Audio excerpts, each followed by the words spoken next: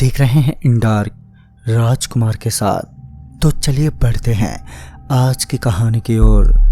दोस्तों, अमीरी का लोभ हर किसी को होता है, पर अत्यधिक लोभ भी आपको मौत के दरवाजे तक ले जा सकता है, जिसकी कल्पना आपने कभी भी नहीं की होगी। रामदीन उस बंगले से अच्छी तरह से वाकिफ नहीं थे और उन्हें यह बंगला सस्ते मूल्य पर मिल चुका था। इतना बड़ा बंगला, वो भी इतनी कम कीमत में इन्हें मिल चुका था, जिस वजह से इनकी खुशी का ठिकाना नहीं था। इस बातों को झुटलाया भी नहीं जा सकता था कि बंगला बहुत ही बड़ा था।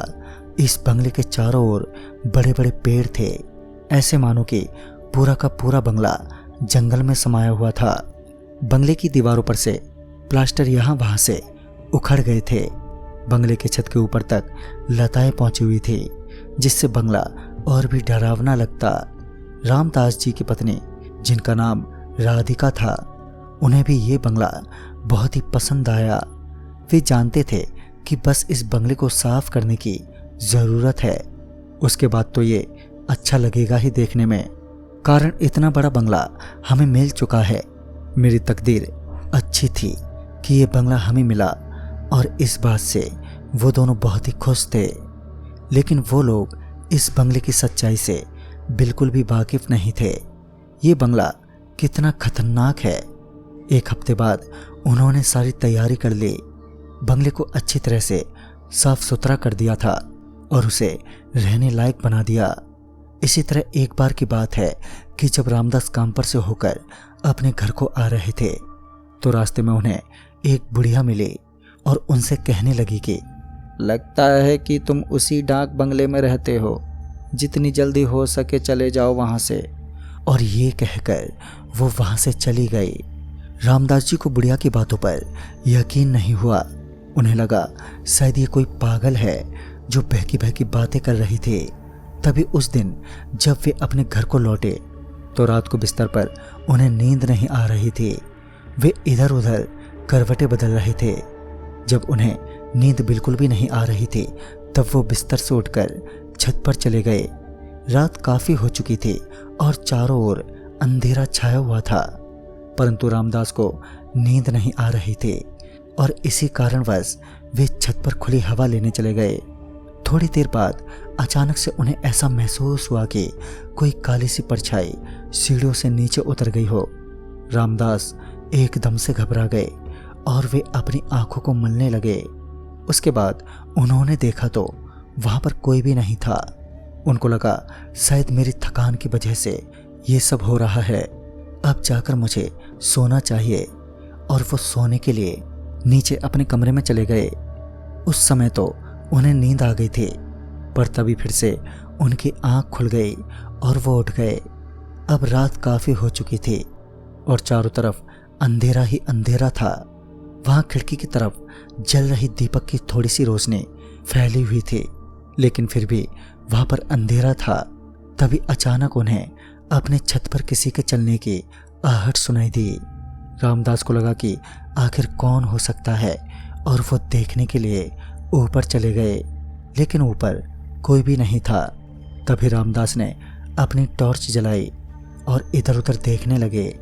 तभी रामदास को अपने छत के एक कोने में काठ का एक बक्सा दिखा, जिसके ऊपर ताला लगा हुआ था। उन्हें लगा आखिर ये बक्सा किसका हो सकता है, मुझे इसे खोलकर देखना चाहिए।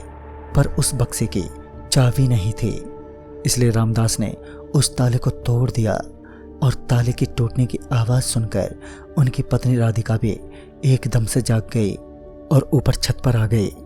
तभी उनकी पत्नी राधिका ने उनसे पूछा, आप इतनी रात गए, ऊपर क्या कर रहे हैं और ये बक्सा किसका है? तभी रामदास ने कहा कि शांत हो जाओ और ये देखो बक्से में है क्या। बक्सा खुलते ही दोनों की आंखें फटी की फटी रह गईं। उस बक्से में ढेर सारे सोने चांदी के गहने और जेवरात थे। कुछ समय के लिए तो उनके होश उड़ गए। उन्हें अपनी आंखों पर यकीन नहीं हो रहा था कि हमारे हाथ इतनी बड़ी चीज लगी है। फिर उन्होंने फैसला किया कि हम लोग बिना किसी को बताए आज रात ही यहाँ से चल देंगे।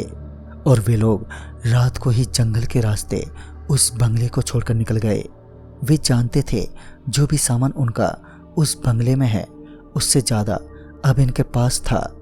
रात के अंधेरे और सन्नाटों में वे दोनों वहाँ से निकल गए थे। सुबह होने वाली थी और वो लोग उस बंगले से काफ़ी दूर निकल चुके थे। रामदास ने सोचा कि अगर किसी ने मेरे हाथ में ये बक्सा देख लिया तो शायद उसे शक हो सकता है। ऐसा करता हूँ, इस बक्से को कहीं पर छुपा देता हूँ। और फिर उन्होंने उस बक्से को एक गड्ढा करके उसमें दबा दिया और उसे मिट्टी से ढक दिया। और थोड़ी ही दूर पर एक घर था जिसमें जाकर ये दोनों रहने के लिए शरण मांगने लगे। वो घर भी एक बूढ़े व्यक्ति का था। उसने इन दोनों को रहने के लिए एक कमरा दे दिया। रामदास ने सोचा कि बस कुछ दिन की ही तो बात है, उसके बाद हम लोग ये पूरी जगह छोड़कर यहाँ से कहीं दूर चले जाएंगे। पूरा दिन वे दोनों घर से बाहर नहीं निकले और रात को जब सोने के लिए बिस्तर पर गए तो इस बार राधिका को नींद नहीं आ रही थी।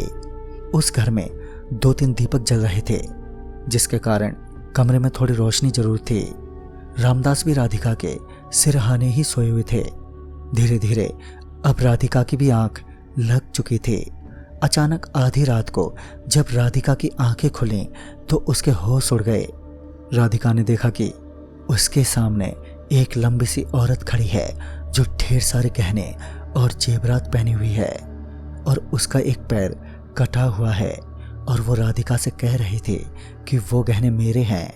यह सुनकर राधिका जोर से चिल्लाने लगी और तभी रामदास की भी नींद एकदम से खुल गई। उन्होंने राधिका से पूछा, क्या हुआ? तो राधिका ने सहमते हुए रामदास को सारी बात बताई। रामदास को राधिका की बातों पर यकीन नहीं हुआ। उन्हें लगा कि उसने कोई बुरा सपना देखा होगा और वो डर गई होगी। फिर रामदास ने राधिका को कहा, चलो अब सो जाओ, कल बात करेंगे।